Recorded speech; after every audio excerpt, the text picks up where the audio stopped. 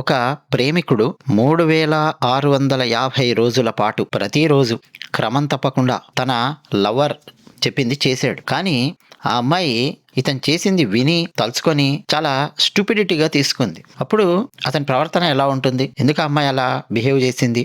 ఈ వీడియోలో ఒక అందమైన లవ్ స్టోరీలోని కొన్ని సీన్స్ మనం మాట్లాడుకుందాం. మీ హృదయానికి ఎంతవరకు హత్తుకుంటాయో అది కూడా మనం ఆలోచించే ప్రయత్నం చేద్దాం. ఊటీలో ఓ పెద్ద బిల్డింగ్, మామూలుగా బాగా డబ్బులున్న వాళ్ళు చెన్నైలో, బెంగళూరులో, బాంబేలో, గుంటూరులోనో, విజయవాడలోనో పెద్ద పెద్ద ఎస్టేట్స్ ఉంటాయి. వాళ్లకు వ్యాపారాలు ఉంటాయి, లేదు పెద్ద పెద్ద పొజిషన్స్ లో పనిచేస్తూ ఉంటారు ప్రభుత్వాల్లో. మళ్ళీ వాళ్లకు ఊటీలోనో, కొడైకెనాల్లోనో పెద్ద పెద్ద గెస్ట్ హౌజులు, హోటల్స్, రిసార్ట్స్ ఇలాంటివి ఉంటూ ఉంటాయి. అలాంటి కాలంలో ఊటీలో ఓ పెద్ద బిల్డింగ్, ఆ బిల్డింగ్ ఓనర్ కు ఓ కూతురు, అమ్మాయి వయస్సు 10 సంవత్సరాలు అలా ఉంటుంది. ఆ ఊటీలోని బిల్డింగ్ కు వాచ్మెన్ గా సింగారం అని ఒక ఆయన పనిచేస్తూ ఉంటాడు. ఆ వాచ్మెన్ కొడుకు రాజా, ఆ రాజాకు కూడా 10 సంవత్సరాల వయస్సు ఉంటుంది. ఈ రాజా, ఆ బిల్డింగ్ ఓనర్ కూతురు ఇద్దరు ఊటీలోని ఒకే స్కూల్లో చదువుతూ ఉంటారు. జనరల్ గా ఈ బిల్డింగ్ ఓనర్స్, బాగా పైసలు ఉన్న వాళ్ళు ఏం చేస్తుంటారు, తమ పిల్లల్నేమో మంచి కాస్ట్లీ స్కూల్స్ లో జాయిన్ చేస్తారు. ఇక వాచ్మెన్ల పిల్లలు, పనోళ్ల పిల్లలు వాళ్ళు ఎక్కడ చదువుకుంటున్నారు ఏంటనేది పెద్ద పట్టించుకోరు కదా. కానీ ఆ బిల్డింగ్ ఓనర్ వాచ్మెన్ కొడుకుని కూడా తన కూతురు చదివే స్కూల్లోనే జాయిన్ చేసే విధంగా చూసుకుంటాడు. చిన్నప్పటి నుంచి ఈ అమ్మాయి మధ్య, ఆ అబ్బాయి మధ్య స్నేహం. చిన్నప్పటి నుంచి ఇద్దరు ఒకే చోట ఊటీలో కలిసి పెరిగారు. స్నేహం అనేది ఉంది. ఒకరికి అంటే ఒకరికి చాలా ఇష్టం. చాలా క్లోజ్ ఫ్రెండ్స్ ఇద్దరు కూడా చిన్నతనంలో. ఏ రేంజ్ క్లోజ్ ఫ్రెండ్స్ అంటే, స్కూల్లో మ్యూజికల్ చైర్స్ ఆడేటప్పుడు తెలుసు కదండి, మ్యూజికల్ చైర్స్ కొన్ని కుర్చీలు వేస్తారు. ఆ కుర్చీల చుట్టూ పిల్లలు పరిగెత్తుతూ ఉంటారు. మ్యూజిక్ ఆన్ అవుతుంది. అకస్మాత్తుగా మ్యూజిక్ ఆగిపోగానే కుర్చీలలో కూర్చోవాలి.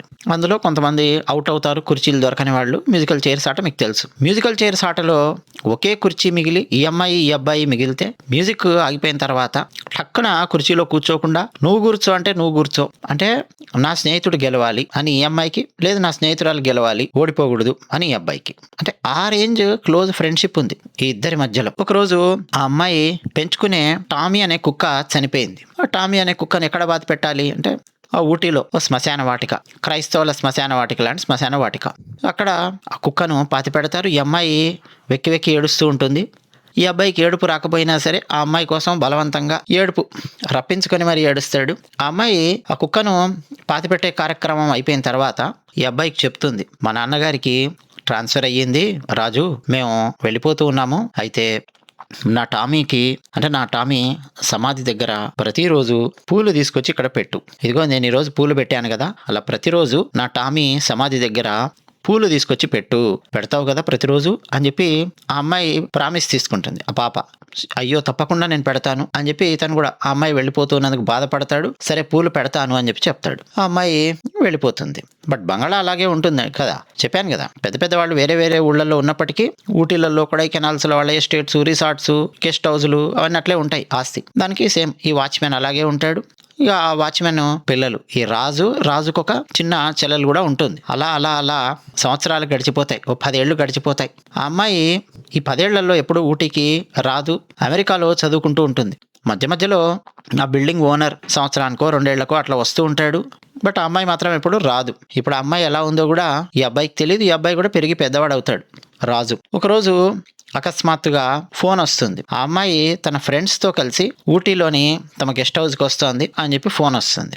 సంబరపడిపోతాడు, ఫుల్ సంతోషిస్తాడు. ఆ అబ్బాయి రాజు చెల్లెలు ప్రతిరోజు చూస్తూ ఉంటుంది. తన అన్న ప్రతిరోజు ఆ చిన్నప్పటి ఫోటోలు చూస్తూ, ఆ అమ్మాయి గురించి ఆలోచిస్తూ, ఆ అమ్మాయిని ఆరాధిస్తూ గంటలు గంటలు గడిపేస్తూ ఉంటాడు. అంటే ప్రేమిస్తూ ఉన్నాడు, ఆ ప్రేమలో మునిగిపోతూ ఉంటాడు. ఆ అమ్మాయి గురించి ఆలోచిస్తూ ఉంటాడు ప్రతిరోజు 10 ఏళ్ల నుంచి. ఇప్పుడు ఇక అమ్మాయి రాబోతోంది ఊటీకి అనగానే మనోడు ఫుల్ మంచిగా హెయిర్ కట్ చేసుకొని నీట్గా రెడీ అయ్యి, కమలాసన్ ఎర్ర గులాబీల్లో పెట్టే బ్యారే లాంటి క్యాప్, బ్యారే అంటాం, రెడ్ కలర్ బ్యారే లాంటి క్యాప్ పెట్టుకొని నీట్గా సఫారీ లాంటి డ్రెస్ వేసుకొని తయారయ్యి రైల్వే స్టేషన్కి వెళ్తాడు. తన చెల్లెలు అంటుంది అప్పటికి, అసలు ఆ అమ్మాయి నేను గుర్తుపడుతుందా ఏంటి అని. ఎందుకు గుర్తుపట్టదు, చూడు అసలు నేను అని తెలియగానే ఆ అమ్మాయి అసలు ఎంత ఎగ్జైట్ అయిపోతుందో చూడు అని చెప్పి మాట్లాడతాడు. కానీ రియాలిటీ ఏంటంటే, రైల్వే స్టేషన్లోకి వెళ్ళి నిలబడి ఆ అమ్మాయి ఫ్రెండ్స్ అందరూ ఊటీ స్టేషన్లో దిగగానే వాళ్ళ దగ్గరికి వెళ్తాడు. వెళ్ళి ఇంగ్లీష్లో పలకరిస్తాడు. ఈ అమ్మాయి ఆ అమ్మాయి పేరు రాధ. ఆ! ఇతను వంక చూస్తుంది. ఎవరు అన్నట్టు చూస్తుంది. నేను రాజా, రాజు అని చెప్పి చెప్తాడు. ఓహ్! రాజు ఓకే. నాకు గుర్తులేదు. సరే సామాను తీసుకొని వచ్చేసేయి అని చెప్పి తన ఫ్రెండ్స్‌తో కలిసి ఇంకో ఫ్రెండ్‌ని వెతకడానికి మరో కంపార్ట్మెంట్ వైపు వెళ్ళిపోతుంది. అంటే కోల్డ్ గ్రీటింగ్ అనమాట ఆ అమ్మాయి ఇచ్చింది. కోల్డ్ గ్రీటింగ్ అంటే అంటామంటే మనం పెళ్ళిళ్ళకి గాని ఎక్కడైనా వెళ్ళినప్పుడు మనం హాయ్ అని చాలా ఎక్సైట్మెంట్‌తో ఎవరినో పలకరిస్తాం. మనకు తెలిసిన వాళ్ళనో, ఫ్రెండ్స్‌నో, బంధువులనో. వాళ్ళు సర్లే అన్నట్టు మన వైపు చూసి పక్కకి వెళ్ళిపోయారనుకోండి. అంటే మనల్ని ఏమి రిజెక్ట్ చేయలేదు. అలాగని చెప్పి ఓవర్ ఎక్సైట్ అవ్వలేదు. హాయ్ చెప్పారు, సరేలే ఓకే. హాయ్ అయితే ఏంది అన్నట్టుగా వాళ్ళ పనుల్లో వాళ్ళు మునిగిపోయారు. దీన్ని కోల్డ్ గ్రీటింగ్ అంటాం. అలా ఆ అమ్మాయి ఒక కోల్డ్ గ్రీటింగ్ లాగా రాజు ఓకే నాకు గుర్తులేదు. సరే సామాను తీసుకొచ్చేసేయి అని చెప్పి చాలా క్యాజువల్‌గా వెళ్ళిపోతుంది. చాలా ఫీల్ అయిపోతాడు. అరే! ఈ రాధ ఎక్సైట్ అయిపోయి నన్ను గట్టిగా ఇట్లా పట్టేసుకొని రాజు నువ్వా? ఏమే ఇగో రాజు అని చెప్పి మేమిద్దరం చిన్నప్పుడు స్కూల్లో చదువుకున్నామే. మేమిద్దరం ఎంత క్లోజ్ తెలుసా? మేమిద్దరం చిన్నప్పుడు కలిసి ఆడుకున్నామే. అవన్నీ చెప్తుందేమో ఈ అమ్మాయి తన ఫ్రెండ్స్‌కి అని చెప్పి తను అనుకుంటాడు చాలా ఆబ్వియస్‌గా. ఎందుకంటే తను 10 ఏళ్ల నుంచి ఆ రేంజ్‌లో ఆ అమ్మాయి గురించి ఆలోచిస్తున్నాడు, ఆరాధిస్తున్నాడు. బట్ అలా ఆరాధించినా, ఆరాధించకపోయినా ఆ అమ్మాయి కనీసం అలా చెప్తుందని చెప్పి ఎక్స్‌పెక్ట్ చేస్తాడు కానీ అదేం జరగదు. 10 ఏళ్ళు అయిపోయింది. అమెరికాలో పెరిగింది. మొత్తం ఆమె హై స్కూల్ మొత్తం అమెరికాలో అయిపోయింది. ఇంటర్మీడియట్ అమెరికాలో, గ్రాడ్యుయేషన్ అమెరికాలో. కొంచెం వెస్టర్న్ అలవాట్లు అని కూడా వచ్చుంటాయి కదా. వెస్టర్న్ మూవీస్ చూడడం కానీ, అప్పటికే ఇంకా బ్రూస్లీ సినిమాలు, అమెరికన్ సినిమాలు, హాలీవుడ్ మూవీస్ చూడడము, వేరే ఆటలు, వేరే పాటలు, వేరే ఆలోచన విధానము, మొత్తం మనిషి మారిపోయే అవకాశం ఉంటుంది మనం పెరిగే వాతావరణం వల్ల. కానీ ఇతనేమో ఊటీలోనే పెరిగాడు. సరే అని చెప్పి మొత్తానికి ఈ అమ్మాయిని ఫ్రెండ్స్ని ఇంటికి తీసుకెళ్తాడు. నెక్స్ట్ వాచ్మ్యాన్ అంటే ఈ రాజు తండ్రి ఈ అమ్మాయిలందరినీ కారులో ఎక్కించుకొని రేపటి నుంచి ఊటీలో ఉన్న ప్లేసెస్ అన్ని చూపించు అని చెప్పి తన కొడుకు చెప్తాడు. సరే అని చెప్పి ఈ రాధాను అలాగే రాధా ఫ్రెండ్స్ని అందరినీ కారులో ఎక్కించుకొని ఊటీలో ఉండే వివిధ ప్లేసెస్ తిప్పుతూ ఉంటాడు. వీళ్ళందరూ ఇతని మీద జోకులు వేస్తూ ఉంటారు. ఊరివాడు, ఊటీలో పెరిగాడు, ఓ టైప్లో ఉన్నాడు, రకరకాల జోకులు ఇవన్నీ వేస్తుంటారు. ఈ రాధ ఏం పెద్ద అవమానకరంగా ఏం మాట్లాడదు కానీ చాలా క్యాజువల్గా ఉంటుంది. పెద్ద పట్టించుకోదు ఇతను ఏమన్నా చెప్పినా కానీ సర్లే అన్నట్టు చాలా క్యాజువల్గా తీసుకుంటుంది. ఇప్పుడు అసలు విషయం, కారు తీసుకెళ్ళి ఆ చోట ఆపుతాడు. దిగి రాధమ్మ కిందికి దిగు, మీరందరూ ఉండండి, రాధమ్మ నువ్వు ఒక్కదానికి కాస్త కిందికి దిగు, ఇక్కడ ఒకటి ఉంది నీకు చూపించాలి అని చెప్పి అంటాడు. ఏంటి అని చెప్పి ఈమె ఆశ్చర్యపోయి సరే అని చెప్పి దిగుతుంది. ఇతను ముందుకు నడుచుకుంటూ వెళ్ళిపోతుంటాడు. ఎక్కడికి వెళ్తున్నాడు అబ్బా అని చెప్పి చూస్తే ఊటీలో మామూలుగా కొండలు లోయల్లాగా ఉంటుంది కదండి, ల్యాండ్ అంతా చదునుగా ఉండదు కదా. ఆ కిందికి దిగుతుంటాడు. మెట్లు దిగుతుంటే శ్మశానం ఉంది కింద అన్న విషయం వీళ్ళకి అర్థం అవుతుంది. ఏమే శ్మశానంలోకి తీసుకెళ్తున్నాడు నిన్ను, ఏం చేస్తాడో ఏం పాడో, మేము కూడా వస్తాం పదా అని చెప్పి ఫ్రెండ్స్ కూడా ఈ రాధ వెంట వస్తారు. శ్మశానంలోకి వచ్చిన తర్వాత ఫ్రెండ్స్ అందరిని అక్కడే ఆగమని చెప్పి రాధమ్మ నువ్వు మాత్రం రా అని చెప్పి పిలుస్తాడు. తన దగ్గర ఫ్లవర్ బుకే ఉంటుంది ఆల్రెడీ తెచ్చుకున్నది. ఈ రాజు ఆమె చేతికి ఇస్తాడు. ఇదిగో ఇక్కడ పెట్టి నమస్కరించండి అన్నట్టు చెప్తాడు. ఆ అమ్మాయి ఏంటి, ఆ శ్మశానంలోకి జనరల్గా ఎవరైనా అడుగు పెట్టాలంటేనే ఒక రకమైన ఇబ్బందికరంగా వస్తారు. సరే అని చెప్పి ఆ ఫ్లవర్ బుక్ ఇట్లా విసిరేస్తుంది సమాధి దగ్గర. అయ్యో రాధమ్మ అలా కాదు, విసిరేయద్దు, మంచిగా నీట్గా పెట్టు, గౌరవంగా పెట్టు అని చెప్పి చెప్తాడు. సరే అని చెప్పి నీట్గా అక్కడ పెడుతుంది. కాస్త అట్లా కూర్చొని కళ్ళు మూసుకో అంటాడు. సరే అని చెప్పి కళ్ళు మూసుకుంటుంది. ఇక తెరువు అని చెప్పి అంటాడు. ఇప్పుడు అడుగుతుంది ఎవరిది ఈ సమాధి, మీ అమ్మగారిదా అని చెప్పి అడుగుతుంది. అయ్యయ్యో లేదు రాధమ్మ, అప్పుడు 10 ఏళ్ల క్రితం నువ్వు ఇక్కడి నుంచి వెళ్ళిపోయేటప్పుడు నువ్వు చాలా బాగా పెంచుకున్న ఒక చిన్న కుక్కపిల్ల టామీ అది చనిపోయింది, ఇక్కడ తీసుకొచ్చి సమాధి చేశాము, గుర్తులేదా నీకు? నువ్వు ఇక్కడి నుంచి వెళ్ళేటప్పుడు ఫ్లవర్ బుకే పెట్టావు ఈ సమాధి దగ్గర, నా దగ్గర ప్రామిస్ తీసుకున్నావు ప్రతిరోజు ఇక్కడ ఫ్లవర్ బుకే పెట్టు అని చెప్పి చెప్పావు. నేను గత 10 సంవత్సరాల నుంచి ప్రతిరోజు ఇక్కడికి వచ్చి ఫ్లవర్ బుకే పెడుతూ ఉన్నాను, కావాలంటే ఇదిగో ఇక్కడ రా అని చెప్పి ఆ శ్మశానంలో పనిచేసుకునే ఆ తోటమాలి లాంటి వ్యక్తి ఒక ఆయన ఉంటాడు.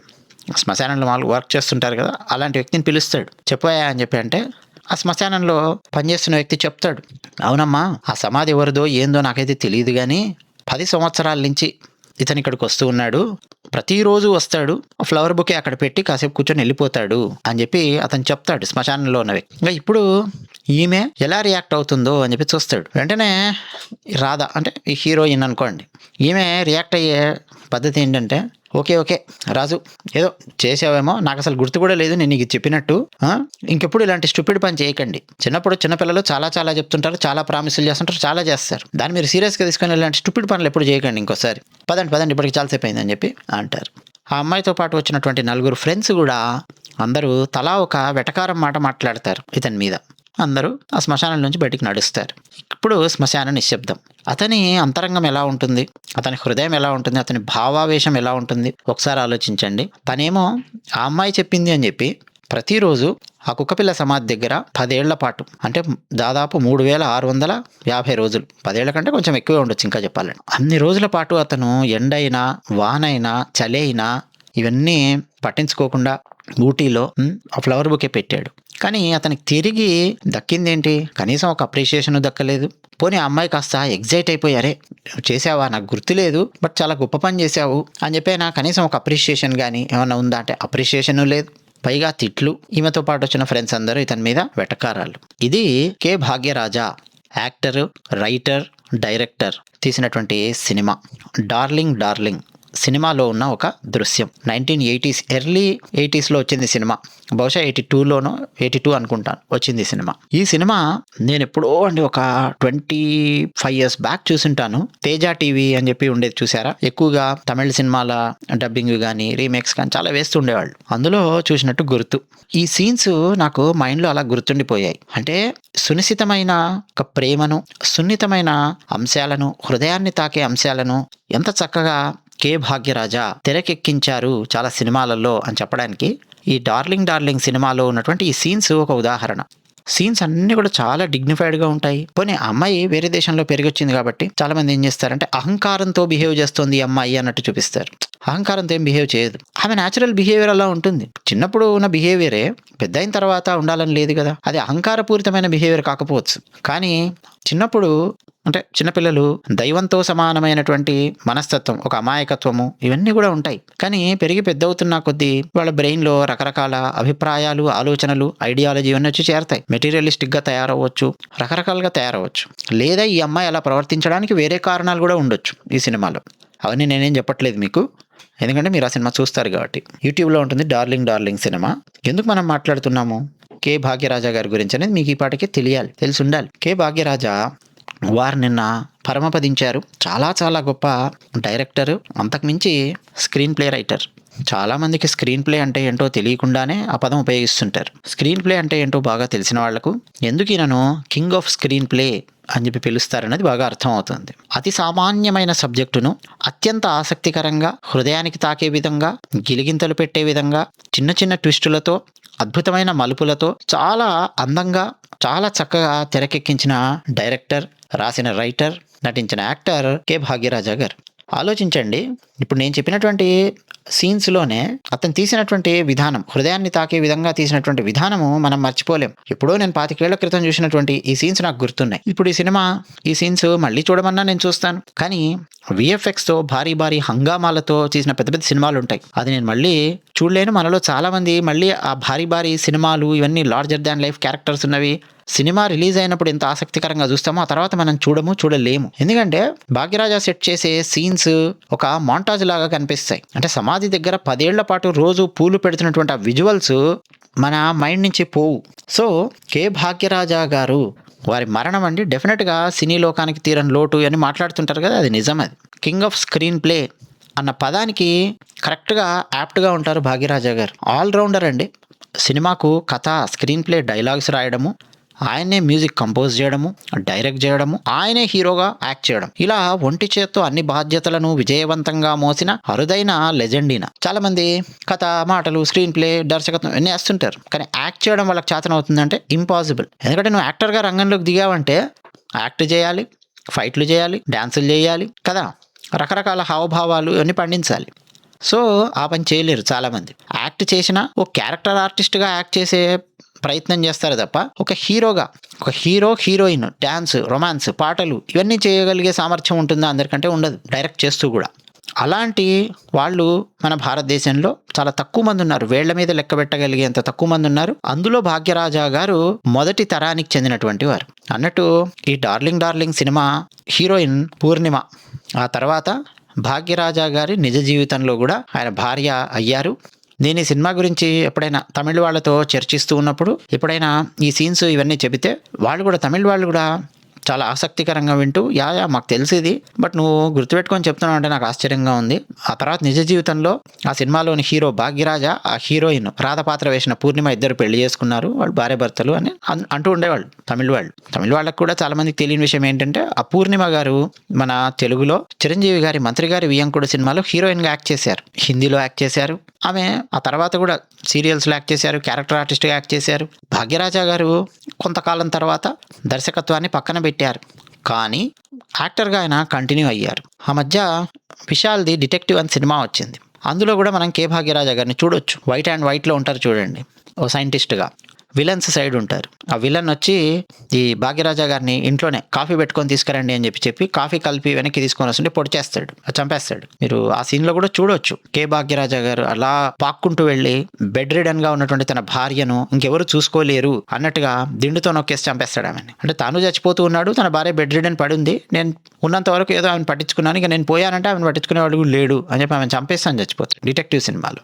అయితే భాగ్యరాజా గారి సినిమాలు మొత్తం మీరు తీసుకొని చూస్తే లార్జర్ దాన్ లైఫ్, అతిశయోక్తి హీరోలు ఇలాంటి పాత్రలు ఆయన సినిమాల్లో ఉండరు. మన పక్కింటి అబ్బాయి లాంటి పాత్రలు, సహజమైన ఫ్యామిలీ ఎమోషన్స్, సున్నితమైన హాస్యం, అది కూడా ఓవర్ ద బోర్డ్ హాస్యం ఉండదు, లైట్గా సున్నితంగా ఉంటుంది. చిన్న చిన్న గృహ కలహాలు, అంటే భార్యాభర్తలు గొడవలు పడ్డము, లేదు అన్నా చెల్లెలు గొడవ పడ్డము, లేదు అక్కా తమ్ముడు గొడవ పడ్డము, చిన్న చిన్న గృహ కలహాలు, సరదాగా ఉండే సీన్స్, ఇలాంటి సీన్సే ఆయన సినిమాలకు వెన్నెముక. అంతేకాదండి, కేవలం నవ్వించడం మాత్రమే కాకుండా పెళ్లిళ్ళు, బంధాలు, వైవాహికేతర సంబంధాలు, సమాజంలోని కొన్ని సున్నితమైన సమస్యలను ఎంతో హుందాగా ఆలోచింపజేసేలా తెరకెక్కించినటువంటి గొప్ప దర్శకుడు కే భాగ్యరాజా.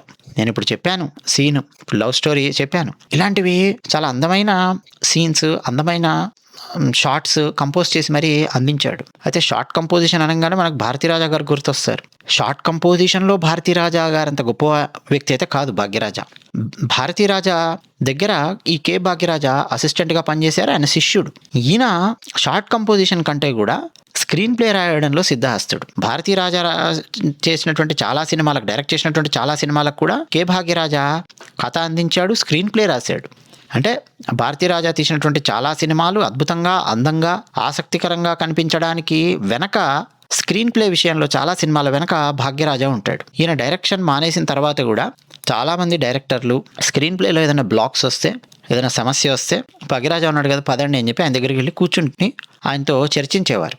సార్ ఇది స్టోరీ, పలానా దగ్గర బ్లాక్ వచ్చింది, మేము ఇలా ఆలోచిస్తున్నాము, కానీ ఇది అవుట్డేటెడ్ థింకింగ్ లాగా ఉంది, ఏం చేస్తే బాగుంటుంది అని చెప్పి ఆయన ముందు పెడితే చాలా ఈజీగా ఆయన సొల్యూషన్ ఇచ్చేసేవాడు. షాక్ అయిపోయేవాళ్ళు వాళ్ళు, ఎంత యూనిక్గా ఉండేవో ఆయన సొల్యూషన్స్ స్క్రీన్ ప్లే ఆ బ్లాక్ బ్రేక్ చేయడంలో. మీకు ఇంతకుముందు డార్లింగ్ సినిమా చెప్పాను, ఇది ఆ కుక్క పిల్ల ఆ సినిమా చెప్పాను. అందులో ఫస్ట్ అమ్మాయి రైల్వే స్టేషన్లో ఇతన్ని సరిగ్గా పలకరించకపోతే ఇతను చాలా ఫీల్ అయిపోయి ఇంటికి వచ్చి బాధపడుతూ ఉంటాడు.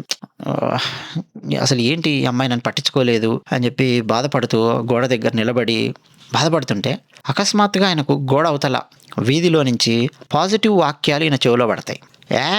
మనల్ని ఓ టైప్లో, అంటే నాకు ఎగ్జాక్ట్ సెంటెన్సెస్ గుర్తులేదు కానీ జస్ట్ చెప్తున్నా మీకు, అరే మనల్ని ఫలానా వాళ్ళు పట్టించుకోవడం లేదని చెప్పి మనం ఎక్కువ ఫీల్ అవ్వక్కర్లేదు, నీకు మంచి జరుగుతుంది. అసలు ఎందుకు మంచి జరుగుతుందంటే నువ్వు ఇలా ఉండాలి అలా ఉండాలి, ఒక పాజిటివ్ సెంటెన్సెస్, పాజిటివ్ హోప్ ఈయనకు వినిపిస్తూ ఉంటుంది గోడ అవతల నుంచి. అంటే స్క్రీన్ ప్లేలో ఎట్లా చిన్న చిన్న బ్రేక్ చేయడానికి, స్టోరీని ముందుకు పరిగెత్తించడానికి ఏం చేస్తాడు భాగ్యరాజా అని చెప్పడానికి ఒక చిన్న ఎగ్జాంపుల్ ఇస్తున్నా.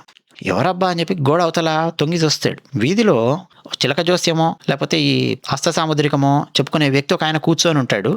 ఊటీలో ఉంటారు కదా చిలక జోస్యమే అని. ఆయన దగ్గరికి ఓ కస్టమర్ వచ్చి కూర్చుంటే ఆ కస్టమర్కి ఆ చిలక జోస్యం చెప్పుకునే వ్యక్తి చాలా పాజిటివ్గా చెప్తూ ఉంటాడు. ఏం పర్లేదు, జయం నీదే, కనకదుర్గం ఉంది, నీకేం పాజిటివ్ చెప్తుంటాడు. ఆ పాజిటివ్ సెంటెన్సెస్ మొత్తం వింటూ భాగ్యరాజా తన ఏడుపు మొహాన్ని కాస్త ఒక ఎగ్జైట్మెంట్లోకి, ఒక పాజిటివిటీలోకి తీసుకొని వెళ్ళి, ఓకే సాహసం సేరా డింబకా టైప్లో ఉండాలి తప్ప మనం ఇలాంటి చిన్న చిన్న విషయాలకు ఢీలా పడిపోకూడదు అన్న ఒక పాజిటివ్ కాన్షియస్నెస్ని తెచ్చుకుంటాడు, ఆ ఎక్స్ప్రెషన్స్ ఇస్తాడు. అంటే భాగ్యరాజా రైటింగ్ స్టైల్ ఎలా ఉంటుందని చెప్తున్నా. ఇంకా చాలా కాంప్లెక్స్ బ్లాక్స్ వస్తాయి స్టోరీ రాసేటప్పుడు. ఆ టైంలో ఆ స్క్రీన్ ప్లేలో ఆ కాంప్లెక్స్ బ్లాక్స్, రైటర్స్ బ్లాక్ అంటారు, దాన్ని బ్రేక్ చేసి కథను ముందుకు తీసుకెళ్ళడానికి అద్భుతమైన సలహాలు భాగ్యరాజా ఇస్తూ ఉండేవారు. కొంతమంది కథా స్క్రీన్ ప్లే అన్నీ రాసుకున్న తర్వాత కూడా భాగ్యరాజా దగ్గరికి వెళ్ళి కూర్చునేవారు. సార్ ఇది కథ, ఇది స్క్రీన్ ప్లే బాగుందా, ఏమైనా సమస్యలు ఉన్నాయో చెప్పండి అని. మొత్తం చూసి ఏం లేదు నాన్న, హ్యాపీగా ఉంది, ముందుకు వెళ్ళిపో అని చెప్పేవారు.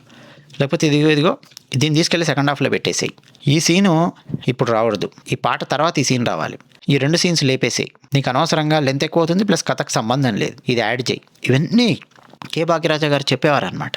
అలా ఆయన సజెషన్స్ తీసుకున్నందుకు గాను ఆయనకు రెమ్యూనరేషన్ కూడా ఇచ్చి వచ్చేవాళ్ళు. ఆయన టైం ఇచ్చారు, ఆయన ఆలోచించారు కాబట్టి రెమ్యూనరేషన్ ఇచ్చి తీసుకొని వచ్చేవారు.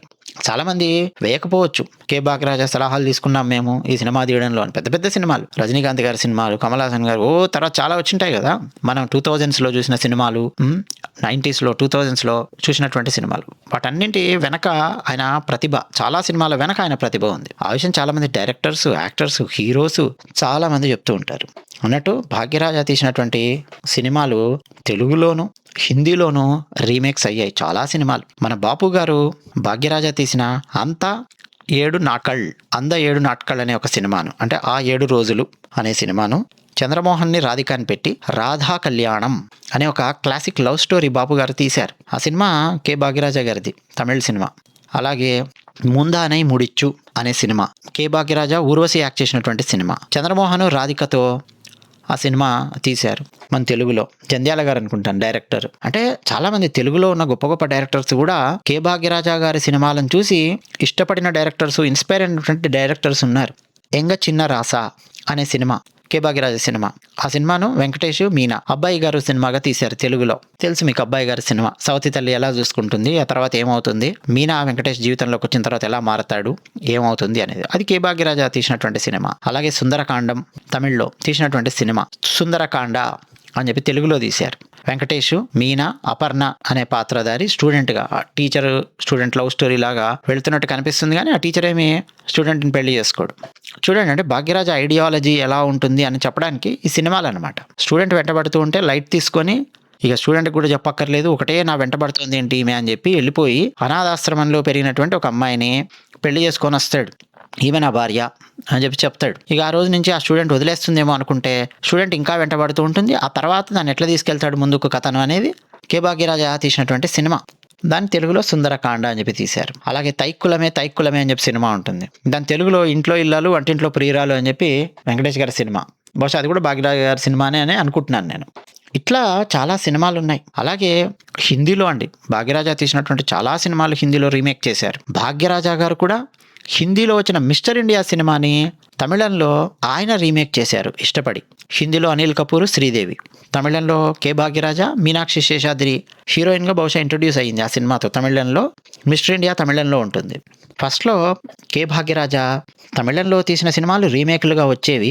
ఆ తర్వాత ఆయన డైరెక్ట్గా తెలుగులో కూడా చాలా సినిమాలు తీశారు. నాకు టక్కున సినిమా పేరు గుర్తు రావట్లేదు, కానీ ఒక సినిమా కానిస్టేబుల్గా ఉంటాడు, ఆంజనేయ స్వామి వారి దగ్గరికి వెళ్ళి నమస్కారం పెడుతూ ఉంటాడు, ఆంజనేయ స్వామి వారు ఇంతో మాట్లాడుతూ ఉన్నట్టుగా సీన్స్ అవన్నీ ఉంటాయి. పోలీస్ కానిస్టేబుల్గా ఉంటాడు, తర్వాత చాలా పవర్ ఉన్న పోలీస్ కానిస్టేబుల్ లాగా తయారవుతాడు. ఆ సినిమా పేరు నాకు గుర్తు రావట్లేదు, మళ్ళీ నేను గుర్తు చేసుకొని చెప్తాను. మరో ఆశ్చర్యకరమైన విషయం చెప్పనా, గత 4-5 నెలల్లో నేను, నా భార్యామణి ఇద్దరం కె భాగ్యరాజా గారి పేరు 100 నుంచి 150 సార్లు మినిమం తలుచుకొని ఉంటాం వేరే కాంటెక్స్ట్లో. ఎందుకు తలుచుకున్నాం ఏంటి అనేది నేను చెప్పను, కానీ నాకు ఆశ్చర్యంగా ఉంది. కె భాగ్యరాజా గారు ఇప్పుడు మరణించడం, అంతకుముందు పెద్దగా తలుచుకునే వాళ్ళం కాదు, కానీ గత 4-5 నెలల్లో అన్నిసార్లు తలుచుకున్నాం, అదొకటి.